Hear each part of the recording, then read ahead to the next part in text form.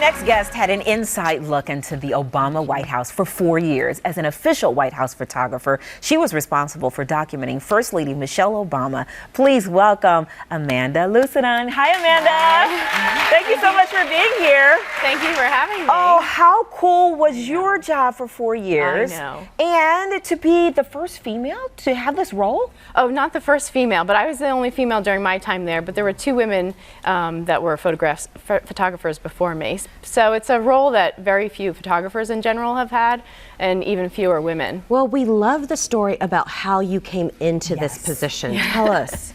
Yeah, so I was working as a freelance photographer in Washington, D.C., and I was doing the work that was paying my bills, but I was also always doing my passion projects. And although this was work that wasn't funded or wasn't promised to be published anywhere, this was the work that was winning me awards and bringing me into spaces of influential people, such as Pete Souza. I met him once at one of these events. And tell us who he is. The chief official White House photographer for President Barack Obama. And so I thought, don't say anything stupid, and and I thought I made a pretty unremarkable impression. But a few years later, he called me up and said, "Hey, would you like to apply for this job?" And I thought, this is Amanda Lucidon, right? And so I was pretty sure he had the wrong number, but I'm still pinching myself that it actually happened. I was going to say, when you got the call that you got the job, where were you? What were you thinking? What did you do? Yeah. Well, actually, I was at my house, and I was working on one of the projects that I was talking about. And actually, I looked up because the last conversation I had with my father was about President Barack Obama. And he actually died the day after the first inauguration of a heart attack. So I just thought, some sort of divine intervention there. He spent the whole night, the night before, or the night of the inauguration, watching the President Obama and Mrs. Obama go from ball to ball, and he was scanning the crowd, looking for me and his daughter in the background.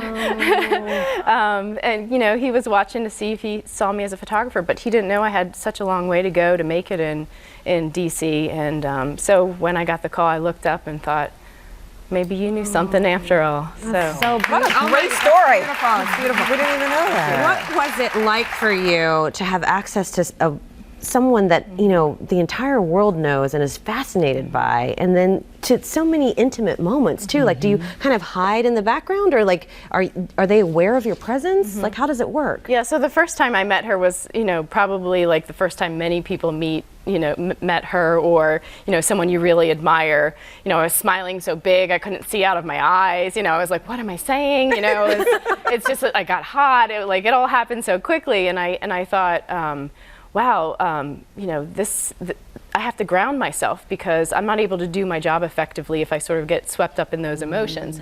But I'm so glad I had that experience, because people were able to, I was able to document those moments around the country and the world of people having the same impression. And so those always made great photos. I was going to ask you, what was it like traveling with them, being with them in the most incredible places, spaces, and the most intimate moments? Yeah, I mean, it's just absolutely incredible. I mean, the fact to be able to walk into the White House, a living, breathing museum.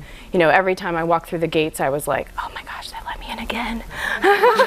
For 4 years. And again. And I was just waiting for them to say, like, you don't belong here, But to be around them, every day, and the inspirational work they were doing, the staff members of the East and West Wing that worked so hard. I mean, they were long days, and it wasn't a 9-to-5 Monday through Friday job, but it was all worth it. What influence would you say Michelle had on you? There's 2 lessons that I think about almost every day, and one is to don't be afraid to fail, because if you don't try new things, you're not going to grow. God, that's a good one. Yeah. That's a good one. Don't be afraid to fail. What was the other one? To look at the challenges we face in our life as our strengths and not our weaknesses. I think sometimes those things we want to hold close to our chest, and I think once we embrace all of those sides of ourselves, then we realize that those challenges are the things that have taught us resilience. And if we have resilience, we can do anything. Well, Amanda, we love that you've brought a couple of your favorite photos with you. So let's start with the first photo that you brought, and these are some art students. Yeah, Turnaround. This is one of my favorite images. And these students are part of Turnaround Arts program, which was started under First Lady Michelle Obama. And it goes into the lowest performing schools in the country and shows that if you integrate arts into the curriculum all day long, that you can actually turn the schools around. So these kids came as guests of Mrs. Obama, and they performed a poem and did a dance. The poem was written by the girl in the pink bow. And they performed in a room next door, in the diplomatic reception room. And then they were waiting in this room, the map room, to be let out of the, waiting to be let out of the White House. And so Mrs. Obama left the reception and she said, "Those kids were amazing. I want to surprise them." And so I heard that and I slept in the door just a few steps before her, and she walked in behind me and said something like, "Hey everybody!"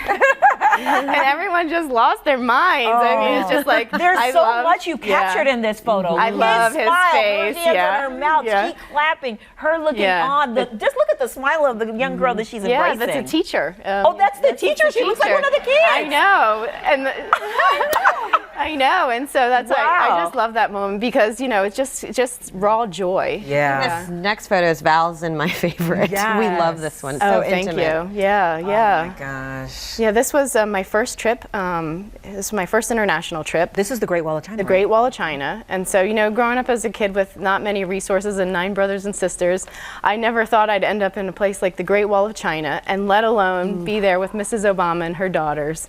So, this was just a lovely moment where, just a few seconds before this, she had asked me to take a pose picture with her and her daughters. And then, I did 2 frames and put my camera down. And then just right after that, she grabbed in her daughters and gave them a big hug. And then you picked your camera back up and got that one. Got that one. And that was the money shot right there. That's it. That's the one you blow up on the wall and you just like stare at it. This is gorgeous. Thank you. Well, for me, as a new mom, I think that, it's a great reminder for me that, even that her role was so serious. Being a mother was number one priority. So. Look how much they've grown too. Let's get to this last photo, and this is, of course, of the president and the first lady. Look at there. Now, describe what this scene was. Oftentimes we had other people come into the White House and do tapings, and this was a videotaping, and so there were a couple different segments to set up for. And so in between, when the video team was moving their cameras, she sort of just leaned in to him, and I had barely had a second to get my camera up, so I was able to take a few frames, and then you are good. Yes. Wow.